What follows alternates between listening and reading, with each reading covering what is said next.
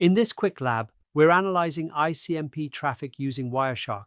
First, we'll run a basic ping to capture standard ICMP packets, then escalate to an ICMP flood using hping3. You'll see how the packet behavior changes and how to identify flood patterns in a packet capture. Let's jump in.